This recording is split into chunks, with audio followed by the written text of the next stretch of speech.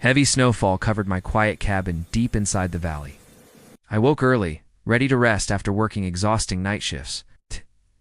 Then I heard metallic clanging near my property entrance. HOA volunteers sealed my gate shut using industrial steel chains. Karen stood smirking, clipboard raised confidently against my protests. Cabin not compliant with HOA standards, she announced with arrogance. I reminded her my land wasn't under her HOA jurisdiction. She ignored logic, waving her volunteers to tighten the chains. Something in her eyes signaled deeper intentions behind this stunt. I approached calmly, but she threatened to call police immediately. Suddenly my phone buzzed with unknown number notifications.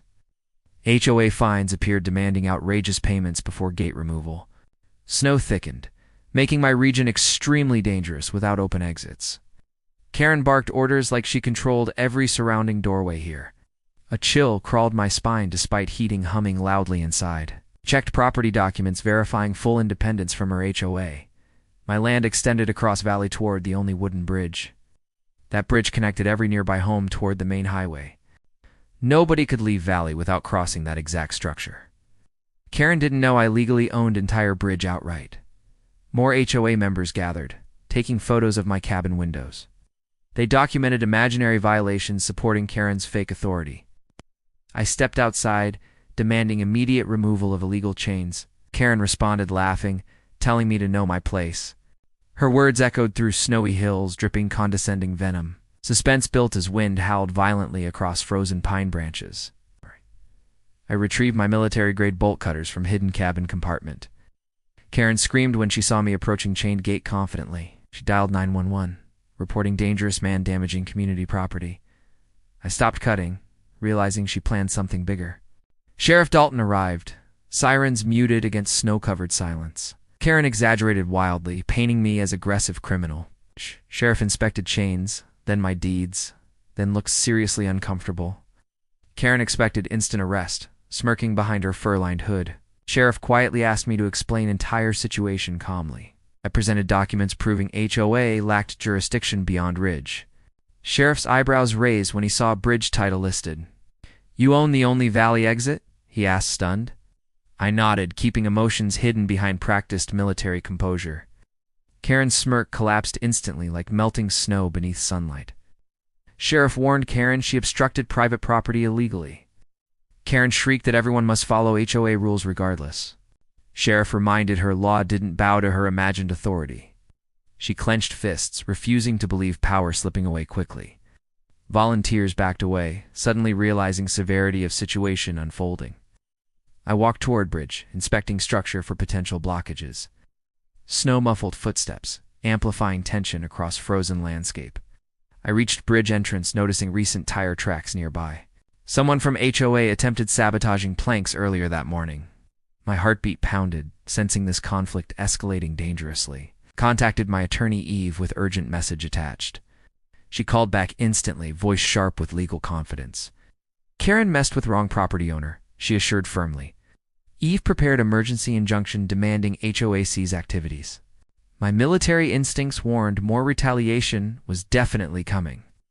That evening, headlights approached bridge slowly through swirling snow. Owen Doyle stepped out, Karen's husband looking incredibly stressed. He confessed Karen acted without HOA board approval. "She thinks controlling you proves her power," he whispered fearfully. Owen begged me to handle conflict peacefully for community's sake.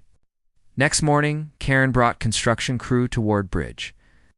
She wanted placing toll booth claiming community access upgrades. I stepped forward holding bridge deed above frozen railing.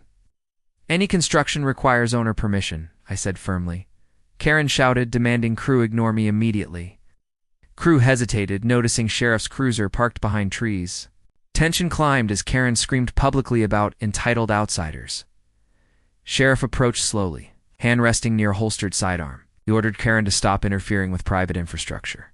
She refused, calling Sheriff useless against real HOA power. Eve arrived with court papers requiring HOA retreat immediately. Karen ripped papers, tossing fragments into icy winds. Sheriff arrested her for obstruction and property harassment. Karen screamed promises of revenge, echoing across valley dramatically. Community members watched silently, finally understanding truth. I unlocked my cabin gate, chains dropping heavily onto snow. Volunteers apologized, stepping away ashamed and clearly intimidated. Sheriff released public notice validating my bridge ownership rights. HOA lost access to enforcing rules anywhere near my land.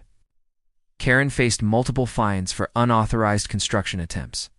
Snowstorm cleared, revealing calm blue sky above valley. Owen thanked me for preventing greater conflict from unfolding.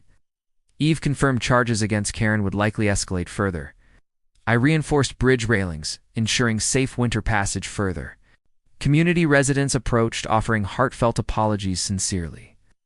Some asked permission to cross bridge respectfully afterward. I allowed access, reminding everyone boundaries existed for reasons. Peace returned, broken only by crunching snow beneath boots. Karen remained detained, awaiting upcoming court hearings soon. Valley finally breathed again without her oppressive presence. Evening sunlight reflected golden across freshly repaired bridge planks. Cabin fireplace crackled softly, warming chilled mountain air. I poured coffee, enjoying silence regained after strange ordeal. Ownership meant responsibility, but never surrendered to unlawful control. My cabin stood free, protected by law and unshakable perseverance.